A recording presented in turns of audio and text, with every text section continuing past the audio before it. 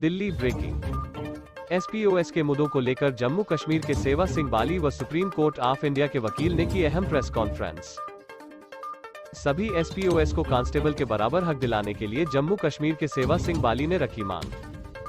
Supreme court के senior advocate Bhim Singh Dinesh Kumar दया ने कहा कि अगले महीने में पहले हफ्ते हेयरिंग की तारीख मिल जाएगी। जिस तरीके से सभी एसपीओएस की लड़ाई लड़ रहे हैं उनको इंसाफ जरूर मिलेगा। वकीलों ने कहा कि कुछ लोग एसपीओएस को गुमराह कर रहे हैं, उनके चक्कर में नहीं आना है। और क्या कहा देखें। जिसमें हमारे चेयरमैन साहब, हमारे जो राजू चंदेल जी भी हैं, बाकी साथी भी हमारे सरदार साहब भी हैं जम्मू से, और हमारे एडवोकेट साहब इतने सीनियर और इतना एक्सपीरियंस है इनका सुप्रीम कोर्ट में, तो हमें नहीं लगता है कि हमारे एसपीओस भाई जो हैं जम्मू कश्मीर, लद्दाख और हिमाचल प्रदेश के एसपीओस भाई, उनको ज़्यादा देर अब नाइंसाफ़ी उनके साथ नहीं हो सकती। सुप्रीम कोर्ट एक बहुत बड़ा इंसाफ का घर है। यहाँ से कोई भी नाउम्मीद होकर आज तक नहीं हुआ। यहाँ पर इंसाफ ज़रूर मिलेगा, क्योंकि जो पिटीशन हमारे वकील साहिबान ने तैयार की है उसमें किसी भी किस्म की कोताही नहीं है, उसमें किसी भी किस्म का शक नहीं है। हमारा ये मानना है कि जम्मू कश्मीर, लद्दाख और हिमाचल प्रदेश के एसपीओस को एज ए कांस्टेबल के लिए जो इन्होंने पिटीशन में डिमांड की है, और जैसे वकील साहब का कहना है कि मार्च के पहले हफ्ते में पिटीशन ये हो जाएगी, उसकी हेयरिंग होगी और उस दिन हम यहाँ पर हाजिर होंगे। और बाकी जब वो पिटीशन का फैसला आता है वो पूरे देश में इम्प्लीमेंट हो सकता है, उसके लिए भी हम वकील साहिबान से रिक्वेस्ट करेंगे। सर, अब हम आपसे ये जानना चाहते हैं, कुछ चैनल जो गलत अफवाहें उड़ा रहे हैं उनके ऊपर क्या कोई कार्रवाई होगी है अगर इस तरीके की अफवाह गलत फैलती है तो, और वो एसपीओस को भ्रमित करते हैं? देखिए, जो चैनल ऐसा गलत काम कर रहे हैं वो चाहे एसपीओस को भ्रमित करें या पूरी जनता को भ्रमित करें, उनकी जो अपनी छवि है वो जनता के बीच में खराब होगी, एक बात।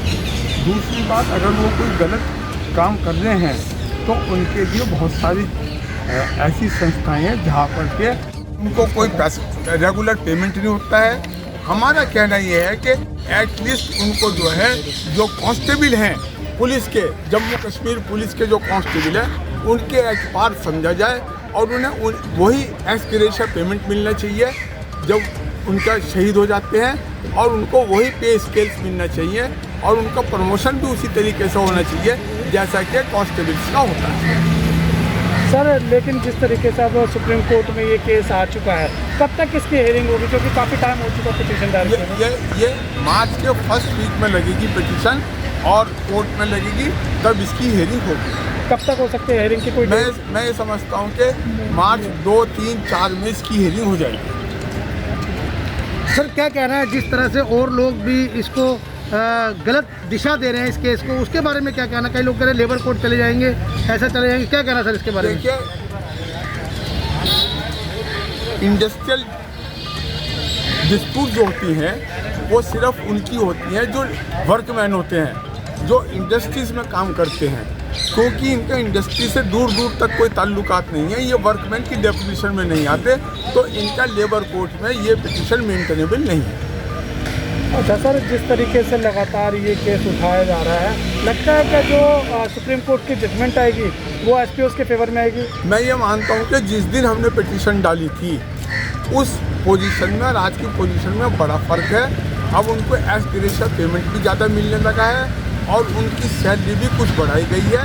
नंबर 2 बात है, एसपीओस को यूनिफॉर्म भी देने लगे हैं, और गवर्नमेंट की तरफ से एक एश्योरेंस भी ओरल आ रहा है कि आपको रेगुलर पे स्केल्स कांस्टेबल्स के साथ का देंगे। सर, इसमें क्या कहेंगे? कई लोग उनको आह्वान कर रहे हैं कि आप आइए, जंतर मंतर पे आइए, प्रोटेस्ट कीजिए, हम आपकी आवाज़ उठाते हैं, तो क्या एसपीओस को सही दिशा मिल जाएगी? वो प्रोटेस्ट कर सकते हैं क्या? मैं आपको ये बताना चाहता हूँ कि एसपीओ जो है वो एक फोर्स है, पुलिस की फोर्स है, और अगर वो जंतर मंतर पे बैठेंगे, धरना प्रदर्शन में बैठेंगे, तो ये उनका मिसकंडक्ट होगा और उनकी सर्विसेज भी टर्मिनेट हो सकती है। अच्छा सर, जैसे पूरे देश में जो मिनिमम वेजेस एक्ट है वो लागू हो रखा है, अब जम्मू कश्मीर यूटी बन चुका है, तो वहाँ क्यों नहीं लागू हुआ अभी तक? मिनिमम वेजेस एक्ट लागू होना चाहिए। ये तो सेंट्रल गवर्नमेंट की कमी है कि मिनिमम वेजेस एक्ट जो है उन्होंने अब तक लागू नहीं करा है।